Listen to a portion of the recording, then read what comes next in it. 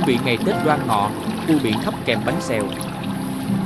Tết Đoan Ngọ, ngày lễ truyền thống của người Việt, là dịp để cả gia đình sum họp và thưởng thức những món ăn đặc trưng, mang đậm hương vị quê hương.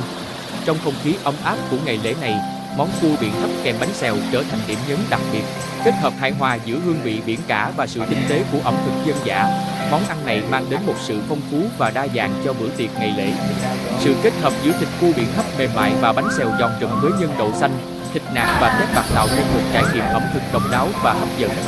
Món ăn này không chỉ ngon miệng mà còn mang đậm tinh thần của Tết Đoan Ngọ, gợi nhớ về những giá trị văn hóa truyền thống và sự gắn kết gia đình. Hãy cùng chúng tôi vào bếp nhé! Chuẩn bị nguyên liệu: 900g cua biển khoảng 3 con, rửa sạch để ráo.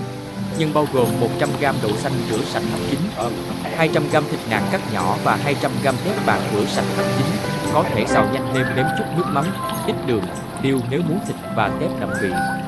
150g giá, một củ sắn, một củ cà rốt rửa sạch thái sợi, hấp chín lần lượt và trộn đều.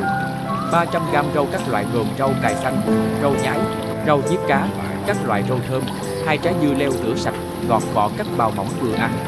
Hành lá cắt khúc, dầu olive, nước mắm, muối hồng, đường nâu và gia vị khác theo khẩu vị gia đình.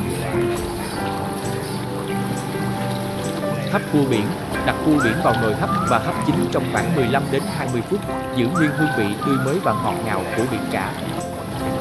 Chế biến bánh xèo: trộn 300g bột gạo, 100g bột chiên giòn, 1 chén nước cốt dừa, 1 muỗng bột nghệ, hành lá cắt khúc và 600ml nước lọc. Chiên bánh xèo cho đến khi vàng giòn, sau đó thêm nhân đậu xanh, nhân rau, thịt nạc và tép bạc vào giữa khoảng 2 phút, gập đôi bánh xèo lại và đưa lên đĩa.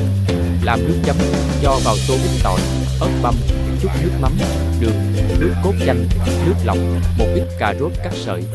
Khuấy đều hỗn hợp đến khi đường tan là hoàn tất. Bạn có thể nêm nếm lại hoặc thêm ớt cho phù hợp với khẩu vị gia đình. Thưởng thức: đặt cua biển hấp lên đĩa, kèm theo bánh xèo giòn tan và các loại rau sống ăn với bánh xèo.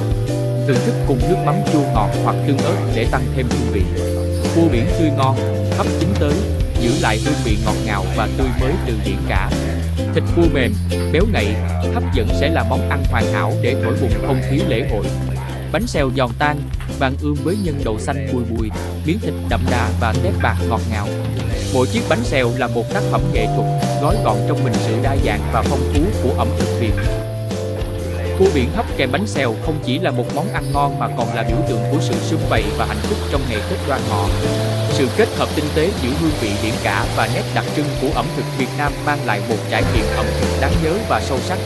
Hãy cùng gia đình thưởng thức món ăn này và tận hưởng trọn vẹn niềm vui của ngày lễ truyền thống.